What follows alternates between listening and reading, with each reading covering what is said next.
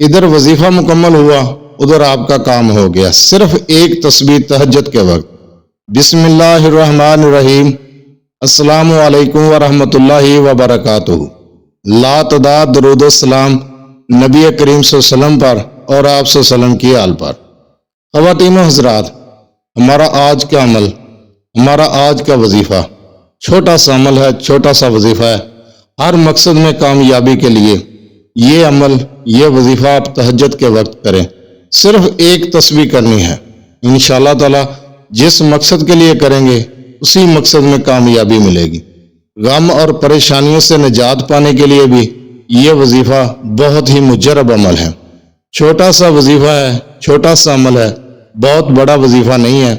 آپ یہ وظیفہ تہجد کے وقت کر لیں، انشاءاللہ تعالی جس مقصد کے لیے کریں گے، جس کام کے لیے کریں گے، آپ کا وہ کام ہو جائے گا۔ صرف ایک تسبیح کرنی۔ وظیفے کی طرف جانے سے پہلے آپ سے چھوٹی سی گزارش، چینل کو سبسکرائب، ویڈیو کو لائک اور شیئر کر دیا کریں۔ یہ آپ کی طرف سے آپ کی محبت، آپ کا خلوص اور حوصلہ افزائی ہوتی ہے۔ تو چلتے ہیں ہم اپنے وظیفے کی طرف۔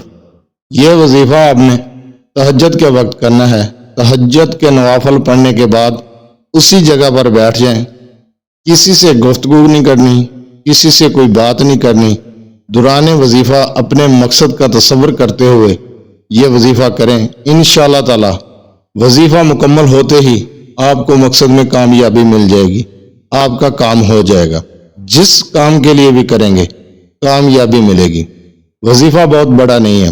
وظیفے کو آپ نے شروع کرنے سے پہلے 11 مرتبہ درود ابراہیمی پڑھنا ہے اور پھر ایک تسبیح ان اسم مبارکہ کی، اس کے بعد پھر 11 مرتبہ درود ابراہیمی۔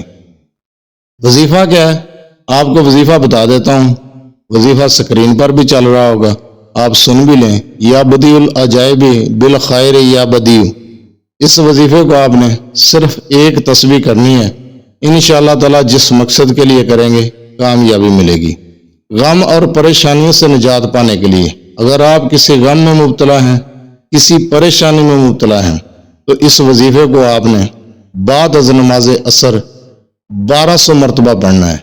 ان کلمات کو 1200 مرتبہ پڑھیں۔ کسی بھی غم اور پریشانی میں مبتلا ہیں، انشاءاللہ تعالی اس غم اور پریشانی سے نجات پائیں گے، اس غم پریشانی سے چھٹکارا مل جائے گا۔ بہت ہی خاص عمل ہے۔ غم پریشانی سے نجات کے لیے بعد از نماز عصر کریں، اور کسی بھی مقصد میں کامیابی کے لیے آپ نے تہجد کے وقت کرنا ہے۔ صرف ایک تسبیح کرنی ہے تہجد کے وقت۔ تہجد کے نوافل پڑھنے کے بعد اسی جگہ پر بیٹھ جائیں اور صرف ایک تسبیح کر لیں، انشاءاللہ تعالی آپ کا مقصد پورا ہوگا۔